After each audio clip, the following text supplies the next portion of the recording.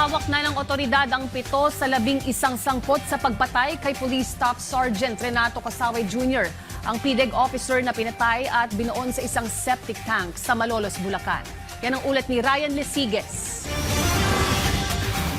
Unti-unti nang nabibigyan ng linaw ang motibo sa pagpatay kay Police Staff Sergeant Renato Casaway, ang pulis na miyembro ng PNP Drug Enforcement Group 3. January 24, iniulat na missing ang pulis. January 31, nang matagpuan ang bangkay nito sa loob ng septic tank sa Bulacan. So we are looking at the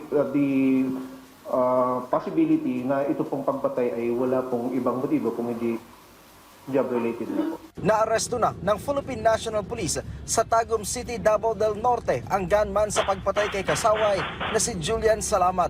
Bit-bit nito ang kanyang pasaporte nang arestuhin siya ng mga otoridad. Indikasyon na may plano itong lumabas ng bansa para magtago. Kasi po sa monitoring natin, si Salamat po, unang-una po ay from Bulacan, he went to Manila, sumakay po siya ng aeroplano going to Cebu. And then from Cebu, nagbaylan po siya going to Dumaguete City. Then from Dumaguete City, baylan also, nagpunta siya ng Misamis, Lanao, and Tagum City. Sir, why daw sa Tagum City yung last na ano niya? Base sa intelligence monitoring po natin, mayroon po siyang kaibigan na taga Tagum City. Habang sumuko naman sa mga pulis sa Bulacan ang dalawa pang suspect na sina Albert Maglines at Marvin Nolasco. Sa ngayon, 7 suspect na sa 11 sangkot sa pamamaslang ang hawak na ng mga otoridad, kabilang na ang anak ng journalist na si Oliver Mauricio. Nasa 4 pang suspect ang patuloy na hinahanap ng mga pulis kaugnay sa naturang kaso. Ipinaliwanag naman ng PNP kung bakit nadamay ang isang mamamahayag sa kaso. Medyo nagalit nga po yung tatay.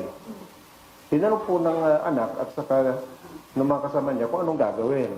And according to him, is tanggalin doon kasi mangangamoy.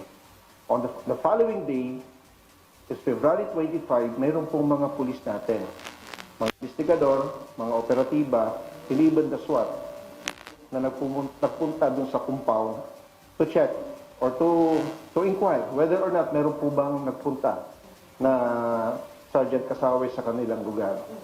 And the answer of the father is wala po, negative. So ito po yung mga basihan. That is why nagkaroon po ng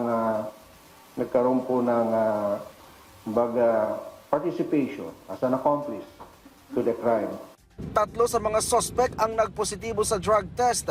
Isinilalim na rin sa forensic exam ang na-recover na baril na maring ginamit sa krimen. Ryan Lesiges para sa Pambansang TV sa Bagong Pilipinas.